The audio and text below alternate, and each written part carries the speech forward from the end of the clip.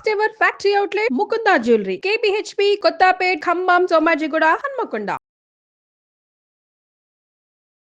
మరి ఇప్పుడు వైకుంఠ ఏకాదశి వచ్చేస్తుంది కదా! చాలా అందరికీ చాలా ఇష్టమైన రోజు వైకుంఠ ఏకాదశి. మరి ఆ రోజు ప్రతి సంవత్సరం లానే ఈ సంవత్సరం కూడా మరి అందరూ కూడా ఎలాంటి రెమెడీస్ చేసుకుంటే బావుంటుంది? వంజక్క మాటలు అడిగి తెలుసుకుందాం.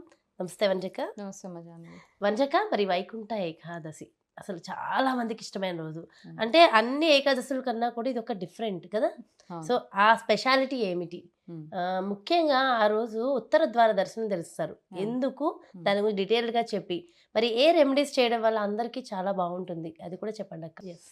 ఓం నమో భగవతే వాసుదేవాయ నమః.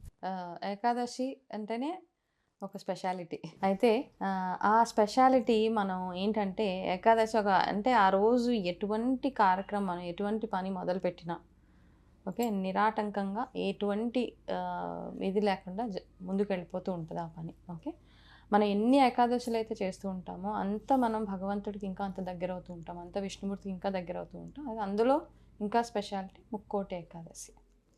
ముక్కోటి ఏకాదశి అంటే మనం ఇంతకుముందు కొన్ని వీడియోస్లో చెప్పుకున్నప్పుడు ఈ నెల అంతా మనకి ఎలాగైతే ఒక సంవత్సరం దేవతలకి ఒక రోజు అన్నమాట. సో ఆ ఒక రోజులో ఈ టైం ఏదైతే ఉందో ఇది బ్రాహ్మీ ముహూర్తం వాళ్ళకి. ఓకే ఆ బ్రాహ్మీ ముహూర్తంలో ఏంటంటే ఈ ముక్కోటి దేవతలు అందరూ ఏం చేస్తారంటే విష్ణుమూర్తి దర్శనానికి వెళ్తారు.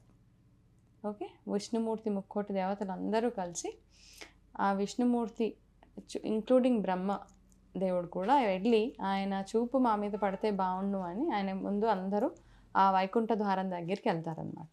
వెళ్ళి ఆయన అనుగ్రహం కోసం అక్కడ వెయిట్ చేస్తూ ఉంటారు. ఇది స్పెషాలిటీ యాక్చువల్గా. అందుకని ఏం చేస్తామంటే వాళ్ళకి బ్రాహ్మీ ముహూర్తం వాళ్ళు వెళ్ళి ఎలాగైతే విష్ణుమూర్తి దర్శనం చేసుకోవడానికి ఎలాగైతే ముక్కోటి దేవతలు ఎలా అయితే అక్కడ ఉన్నారో ఆయన లేచి అందరినీ ఆశీర్వదిస్తారనమాట. ఆయన చూపు మా మీద పడాలి అని ఒక దీంతో అందరూ ఆయన కోసం ప్రార్థన చేస్తూ ఉంటారు. అది అందుకని ఇది వైకుంఠ ఏకాదశి ముక్కోటి ఏకాదశి అని పేరు మనకి. ఎందుకంటే వైకుంఠ ద్వారం దగ్గర ముక్కోటి దేవతలు నించొని ఆయన అనుగ్రహం కోసం ఉంటారు కాబట్టి ఈ ఏకాదశికి అంత స్పెషాలిటీ. ఓకే అంత స్పెషల్గా ఉన్న ఈ టైంలో ఈ బ్రాహ్మీ ముహూర్తం ఈ నెల అంతా దేవతలకి బ్రాహ్మీ ముహూర్తం. ఆ టైంలో మనం ఎన్ని పూజలు చేసినా ఎంత విష్ణు ఆరాధన చేస్తే మనం చేసిన పాపాలు అంటే పూర్వజన్మలో చేసిన కర్మలు ఈ జన్మలో చేసిన పాపాలు అన్నీ పోవడానికి ఇది ఒక అద్భుతమైన ఏకాదశి. అయితే చాలామంది ఏంటంటే ఈ మధ్య చూస్తుంటే ఏదో టైంలో గుడికి వెళ్ళండి అంటారు. వైకుంఠ ఏకాదశి రోజు వైకుంఠ ద్వారం నుంచి మనం వెళ్తే సరిపోతుంది, ఏదో ఒక టైంలో వెళ్ళండి అని అంటూ ఉంటారు. కానీ ఏంటంటే బ్రాహ్మీ ముహూర్తంకి ఉన్న స్పెషాలిటీ బ్రాహ్మీ ముహూర్తానికే ఉంది. ఎంత దేవతలకి ఈ నెలంతా బ్రాహ్మీ ముహూర్తం అయినా మనకి ఆ మార్నింగ్ సూర్యోదయం లోపల ఉండేదే బ్రాహ్మీ ముహూర్తం కదా. సో ఎవరైనా పూజ చేసుకోవాలి అనుకుంటే మనకి ఎక్కడ చూసినా విష్ణు ఆలయాల్లో ఇప్పుడు ఈ రోజు ఏం చేస్తారంటే స్పెషల్గా ఒక ద్వారం పెడతారు. చూస్తే తిరుపతిలో వైకుంఠ ద్వారం ఓపెన్ చేస్తారు. మన దగ్గర ఉన్న లోకల్గా ఉన్న విష్ణు ఆలయాలు కానీ వెంకటేశ్వర స్వామి ఆలయాల్లో ఒక సెపరేట్గా ఒక ద్వారం ఓపెన్ చేసి దాంట్లో నుంచి మనం వెళ్ళి భగవంతుడిని దర్శనం చేసుకొని వస్తాం. సో ఎవరన్నా దర్శనం చేసుకొని అంటే గుడికి వెళ్ళడం శ్రేష్టం ఈరోజు అసలు. ఆ వైకుంఠ ద్వారం నుంచి వెళ్ళడము ఇవన్నీ ఓకే. ఉత్తర ద్వారం అంటారు కదా నార్త్, ఆ ఉత్తర ద్వారం నుంచి వెళ్ళడం చాలా విశేషం. సో ఎవరైనా గుడికి వెళ్ళాలనుకుంటే బద్దకిచ్చకుండా ఈ ఒక్కరోజు మాత్రం బిఫోర్ సన్ రైజ్ వెళ్ళడం నేను చెప్పే. ఎస్ ఓకే ఉదయాన్నే గుడికి వెళ్ళొచ్చి మీరు పూజలు కావాలంటే అంటే అంతకంటే ముందు చేసుకోండి, లేదా వచ్చిన తర్వాత చేసుకోండి, లేదు సాయంత్రం చక్కగా చేసుకోండి పూజలు. అవి ఇంట్లో దీపారాధన చేసిన వెంటనే గుడికి వెళ్ళిపోండి చక్కగా. అయితే ఒకవేళ గుడికి వెళ్ళడం కుదరని వాళ్ళు ఇంట్లో చేసేసుకోండి. చాలా మంది కుదరదు కదా పాపం, వాళ్ళ వయసు లేకపోతే హెల్త్ ఇష్యూస్. కుదిరిన వాళ్ళు మాత్రం తప్పకుండా వెళ్ళండి. ఇంకా చాలా మంది తిరుపతిలో అయితే ఇంకా చెప్పలేనంత జనం, ఇంకా ఏ విష్ణు ఆలయాల్లో చూసినా అంతే జనం, అంతే రద్దీ అలా ఉంటారు. సో ప్రశాంతంగా వెళ్ళండి. ఏదో అంటే మనం ఏం చేస్తామంటే టెన్షన్గా వెళ్తాం. అంటే ఇప్పుడు పూజలు భక్తి ఇవన్నీ పక్కన పెడితే ఎంత పీస్ఫుల్గా మీరు ఉండగలిగితే ఆ రోజు ఎంత భగవంతుడిని ఎంత మనశ్శాంతిగా దర్శనం. నార్మల్గా మనం ఈ స్పెషల్ డేస్కి టెంపుల్స్కి వెళ్ళినప్పుడు మనకి పోటీ వాళ్ళకంటే ముందు మనం వెళ్ళాలి, తొందర మనం వెళ్ళిపోవాలి, ఇంటికి వెళ్ళాలి, ఈ తొందర. కాకపోతే కొన్ని స్పెషల్ డేస్ అప్పుడు ఏంటంటే అవన్నీ మనకి నిజంగా ఏది ఇంపార్టెంట్, భగవంతుడిని దర్శనం చేసుకోవడం ఇంపార్టెంట్. సో ఎంత పీస్ఫుల్గా ఉండగలిగితే పక్కన వాళ్ళతోటి ఏ టెంపుల్కి వెళ్ళినా దెబ్బలాట్లు, తోపులాట్లు ఇట్లా ఉంటూనే ఉంటాయి. అవన్నీ చేయకుండా మీరు ఆ లైన్లో నించున్నంతసేపు మా భగవంతుని తలుచుకుంటూ ఓం నమో భగవతే వాసుదేవాయ నమః నారాయణ స్మరణ చేసుకుంటూ నించొని ఎప్పుడు భగవంతుడి దర్శనం పీస్ఫుల్గా అవుతే అంత బాగుంటుంది. అంత పీస్ఫుల్గా ఆ రోజు ఉదయాన్నే లేచి ఇంటి శుభ్రత అవన్నీ ఇల్లు ఎంత బాగా శుభ్రం చేసుకొని మీరు ఈ వాకిలి ఎంత అందంగా ఉంచుకుంటే అంత అయితే స్పెషల్ రెమెడీస్ సాధారణంగానే ఏకాదశి అంటే మంచి రెమెడీస్ ఉంటాయి, అవి చేస్తే చాలా బాగుంటుంది. ఇంకా వైకుంఠ ఏకాదశికి ఇంకేమైనా ప్రత్యేకమైన రెమెడీస్ ఉంటాయి? ఇంతకుముందు చెప్పిన రెమెడీస్ అంటే నేను ఏదైనా ఒక పని మీద ఒక 2-3 సార్లు అంటే 2-3 ఏకాదశులకి రెమెడీస్ చేస్తే 4 ఏకాదశికి ఆ పని ఖచ్చితంగా అయిపోయింది నాది మాత్రం. అందుకే అంత కాన్ఫిడెంట్గా నేనైతే ఒక్క ఏకాదశి చేస్తేనే అయిపోయింది అక్క. మీరు అప్పుడు 1.5 year బ్యాక్ నాకు ఒక ఏకాదశి రెమెడీ చెప్పారు రాయమని, ఒకటే చేసా, వండర్ఫుల్ కదా నిజంగా. అంటే ఎంత నమ్మకం, అది ఎంత నమ్మకాన్ని బేస్ చేసుకుని ఉంటుంది. మనం ఎప్పుడు ఏంటంటే భగవంతుడికి వచ్చేటప్పుడు కంప్లైంట్సే ఉంటాయి, నాకు ఇది అవ్వలేదు, నాకు అది అవ్వలేదు, నేను ఇంత చేశాను అంత చేశాను. అది కాకుండా ఆ కంప్లైంట్ మోడ్లో నుంచి కొంచెం బయటకు వచ్చి కంప్లీట్గా మనల్ని మనం సరెండర్ చేసుకొని చేస్తే తప్పకుండా అవుతాయి. ఏకాదశికి రెగ్యులర్గా చేసే కంటే కూడా మీ ఓపికకి తగ్గట్టు ఉపవాసం ఉండడం ఒకటి చెప్తాను. ఓకే, ఆ రోజు ఉపవాసం ఉండండి. ఉండలేని వాళ్ళు అల్పాహారం తీసుకోండి, ఫ్రూట్స్ మీద ఉండండి, అట్లీస్ట్ ఓన్లీ ఫ్రూట్స్ తిని ఆ రోజంతా ఉండి నెక్స్ట్ డే ద్వాదశి వరకు ఉండగలిగితే చాలా విశేషం. అయితే ప్రతిసారి చేసే రెమెడీస్తో పాటు ఈసారి నేను ఒక ప్రత్యేకమైన రెమెడీ చెప్తాను. ఏంటంటే ఈసారి వచ్చేది సోమవారం ఏకాదశి కదా, సోమవారం వస్తుంది ఒకటి. అంటే శివుడికి కూడా చెయ్యాలి, అలానే విష్ణుమూర్తికి కూడా చేసుకోవచ్చు. అయితే సోమవారం పూట మనకి మార్నింగ్ సూర్యోదయం అంటే 6 to 1 hour మనకి చంద్రహోర అని ఉంటుంది అనమాట ప్రతి సోమవారం. ఆ చంద్రహోరలో ఇప్పుడు నేను చెప్పే ఈ స్పెషల్ రెమెడీ ఇది ఎవరెవరు చేయాలన్నది కూడా చెప్తాను. ఎవరికైతే చాలామంది అంటే నాకు మనశ్శాంతి లేదు, భయం వేస్తుంది, ఏ పని చేయాలన్నా ఆలోచిస్తూ ఉంటాను, భయంగా ఉంటుంది, సక్సెస్ ప్రమోషన్స్ రావట్లేదు, ఎంత కష్టపడినా మనకు ప్రమోషన్ రావట్లేదు, ఇంట్లో గొడవలు ఒకరికి అంటే అందరికీ అంటే అన్నదమ్ముల మధ్య అక్కచెల్లెల మధ్య గొడవలు అవుతూ ఉంటాయి, భార్యాభర్తల మధ్య అన్యోన్యత తగ్గపోవడము, పొలిటికల్గా ఎలా ఉంటుంది మన గ్రోత్ అని తెలవకుండా ఎన్నోసార్లు పాలిటీషియన్స్ ఎస్పెషల్లీ వాళ్ళకి ఏంటంటే పాలిటీషియన్స్కి ఎప్పుడు స్ట్రెస్ ఉంటూ ఉంటుంది కదా, రేపు ఏమవుతుంది, ఈరోజు ఏమవుతుంది, ఇలా.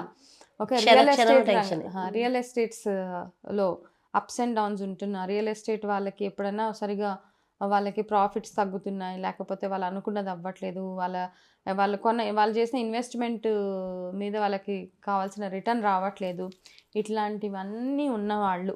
అది కాకుండా మానసికంగా ఒత్తిడికి చాలా అంటే కొంచెం మెంటల్ ఇష్యూస్, కొంతమందికి ఏంటంటే మానసికంగా డిప్రెషన్స్ అయ్యి ఉంటూ ఉంటాయి, వాళ్ళ లైఫ్లో ఏదైనా జరిగిన ఒక సంఘటన మర్చిపోలేకుండా ఉంటారు. వాళ్ళందరికీ ఈసారి స్పెషాలిటీ ఏంటంటే వైకుంఠ ఏకాదశి సోమవారం రావడం, అది కూడా సంవత్సరం స్టార్టింగ్లో రావడం.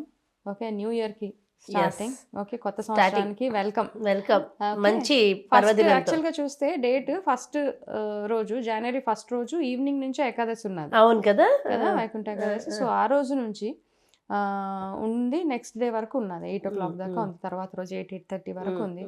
సో ఆ చంద్రహోరలో మీరు కొబ్బరికాయ దీపం పెట్టడం చాలా చాలా, ఇప్పుడు నేను ఏవైతే ప్రాబ్లమ్స్ చెప్పానో ఇవన్నీ ఎవరికైతే లైఫ్లో ఉన్నాయో కొబ్బరికాయలో నెయ్యి వేసి కొబ్బరికాయ కొట్టి ఆ కొబ్బరి చిప్ప అంటే అది కొబ్బరి తీయకండి, డైరెక్ట్గా ఆ కొబ్బరిలోనే నెయ్యి వేసి అందులో చక్కగా 2 లేదా 3 వత్తులు, ఓకే, అందులో వేసే వత్తు కొంచెం పొడుగ్గా ఉండేలాగా చూసుకోండి.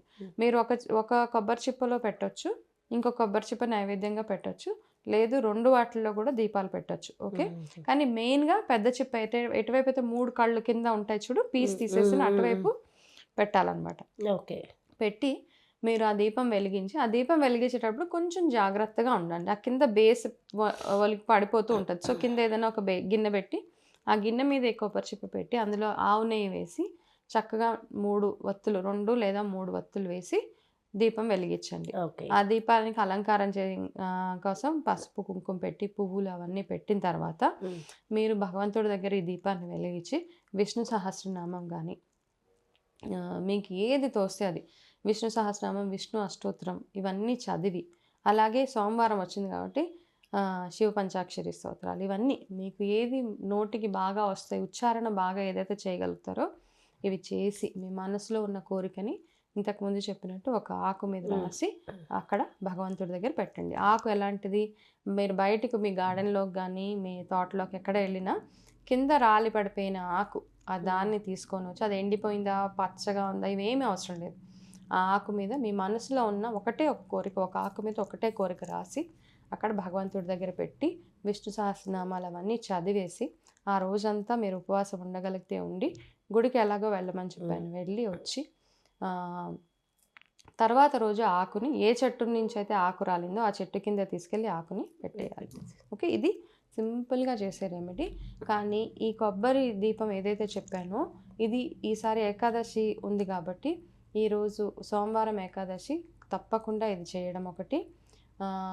ఇది ఎవరికైనా ఇంకా ఈ ఏకాదశి లేదు ఎవ్రీ సోమవారం కంటిన్యూ చేయొచ్చు. ఎవరికైతే ఈ ప్రాబ్లమ్స్ ఉన్నాయి రియల్ ఎస్టేట్ పొలిటికల్గా ఏదైనా ఎన్ని సోమవారాలు కంటిన్యూ చేయొచ్చు? మీరు ప్రతి సోమవారం చేసినా ఇదే టైం. ఎప్పుడైనా సార్ చంద్రహోరాలోనే చేయాలక్క? సోమవారం 6 to 7 మధ్యలో మీ మనసులో అంటే ఈరోజు స్టార్ట్ చేయండి ఏకాదశి కదా, మొదలుపెట్టి మీ కన్ఫర్మ్ మీకు ఈ కోరిక ఉంది అది అంటే నేను చెప్పినవన్నీ రియల్ ఎస్టేట్ కానీ పొలిటికల్గా కానీ ప్రమోషన్స్గా కానీ వర్క్ వైజ్గా కానీ లేదు టెన్షన్ స్ట్రెస్ ఎక్కువ ఉంటుంది మీకు లైఫ్లో, భార్యాభర్తల మధ్య గొడవలు అవన్నీ సర్దుమణగాలి బాగుండాలి మీ లైఫ్ అంటే కనుక ఈ ఒక్క రెమెడీ చాలా చాలా పవర్ఫుల్, చాలా బ్యూటిఫుల్గా పనిచేస్తుంది. సో మీరు ఈసారి పెట్టి ఏం చేస్తారంటే ప్రతి సోమవారము లేకపోతే ఒక 5 సోమవారాలు 6 కాదు 5, 9, 11 సోమవారాలు ఇలా చేస్తానని. కానీ ఇది ఇలా చేసినప్పుడు ఏం చేస్తారంటే ఇప్పుడైతే ఏకాదశి ఎలాగో మనం గుడికి వెళ్తాము, ప్రతి సోమవారం మీకు ఏదైతే మనసులో కోరుకుందో ఆ కోరిక అనుకొని ఏం చేస్తారంటే దీపం పెట్టి గుళ్ళో అయినా పెట్టొచ్చు, ఇంట్లోనే పెట్టవచ్చు. మీ ఇంట్లో నుంచే నీళ్లు ఏదైతే రాగి చెంబులో తీసుకొని వెళ్ళి శివుడికి అభిషేకం చేయాలి. గుళ్ళో నీళ్ళు మీ ఇంట్లో మీరు వాడే వాటర్ ఏదైతే ఉంటుందో ఆ వాటరే పట్టుకొని వెళ్ళి శివాభిషేకం చేసుకొని వెళ్ళడం. అయితే అక్క తర్వాత కొబ్బరికాయ తర్వాత దీపం కొండెక్కిన తర్వాత దాన్ని ఏం చేయాలి? అది మామూలుగా ఏదైనా ఒక చెట్టు కింద ఏదైనా పారే నీళ్ళల్లో అలా వేసేయడం అంతే, దాన్ని ఏం చేయడానికి అంతే అంతే మళ్ళీ వేరే రకంగా వాడడానికి లేదు. ఓకే, సో ఇది ఒక్కటే సింపుల్ రెమెడీ. సో చేయాల్సిందల్లా ఏంటంటే మనం ఈ వైకుంఠ ఏకాదశికి భక్తి శ్రద్ధతోటి అంటే నేను చెప్పినట్టు సూర్యోదయానికంటే ముందు టెంపుల్కి వెళ్ళడం చాలా ఈసారి విశేషం. నిజంగా వింటుంటే కూడా చాలా అంటే ఆ కొబ్బరి దీపం అది పెట్టేస్తున్నట్టు అక్కడ మనం ఉన్న కోరికలు అంటే నిజంగా వింటున్న ప్రతి ఒక్కరికి అలాగే అనిపిస్తుంది. చాలా ఇది బాగుంది, సింపుల్ డెఫినెట్ గా 100% డెఫినెట్ గా 100%. నేను తులసి మాల మర్చిపోవద్దు, తులసి మాల. అవును, తులసి అయితే ఏంటంటే అయితే శివుడికి తులసి పెట్టం కదా జనరల్ గా, అయితే పెట్టం. మన కార్తీక మాసంలో వచ్చే ఏకాదశికి పెడతారనమాట. ఇప్పుడు వైకుంఠ ఏకాదశి కాబట్టి ఏకాదశికి పెట్టరు, శివుడికి పెట్టరు, శివుడికి పెట్టరు, విష్ణుమూర్తికి పెట్టాలి. శివాలయానికి వెళ్ళినప్పుడు బిల్వాలు తీసుకొని వెళ్ళడము, మామూలుగా విష్ణుమూర్తికి తులసి దళాలతోటి పూజ చేయడము. అయితే ఏకాదశి రోజు మనం తులసి తెంపము, అలా అని ముందు రోజు ఆదివారం వచ్చింది, ఆదివారం కూడా తులసి తెంపం కాబట్టి మీరు సాటర్డేనే అలాగ తెచ్చుకొని పెట్టుకొని మీరు ఎక్కడైనా ఒక తడి క్లాత్లో చుట్టేసి పెట్టేసి ఆ రోజు వాడవచ్చు. మంచి రెమెడీ చెప్పారు అక్క, చాలా అంటే ఇంపార్టెంట్ కెరీర్ పరంగా. ఫస్ట్ గ్రోత్, పొలిటికల్గా కానివ్వండి ఏదైనా సరే గ్రోత్కి సంబంధించి ప్రతి ఒక్కరికి అవసరం, అది ఉంటే అన్ని సాధించవచ్చు ఈ రోజుల్లో. మెయిన్గా ఏంటంటే పీస్ ఆఫ్ మైండ్. ఎస్ చాలా ఇంపార్టెంట్. మంచి రెమెడీ చెప్పారు వంజక్క, థ్యాంక్ యూ సో మచ్. నమస్తే. సో చూసారు కదండి, నిజంగా అంటే ప్రశాంతత, మానసిక ప్రశాంతత, కెరీర్లో గ్రోత్ కావాలనుకున్నా, పొలిటికల్గా ఇంప్రూవ్మెంట్ కావాలనుకున్నా, అంటే ఇది అది అని కాదు, రాజరికానికి సంబంధించి ఏది కావాలనుకున్నా సో చాలా చక్కటి రెమెడీ వైకుంఠ ఏకాదశి సందర్భంగా చక్కటి రెమెడీని సింపుల్గా ప్రతి ఒక్కరు చేసుకునే విధంగా వనజక్క చాలా చక్కగా ఎక్స్ప్లెయిన్ చేశారు. ఖచ్చితంగా అందరూ ఆచరించి అందరూ ప్రశాంతంగా ఆనందంగా ఉంటూ కెరీర్లో ముందుకు దూసుకుపోవాలని మనస్ఫూర్తిగా కోరుకుంటున్నాం. మరో చక్కటి ప్రత్యేకమైన కార్యక్రమంతో మళ్ళీ మీ ముందుకు వచ్చేస్తాను. నమస్కారం.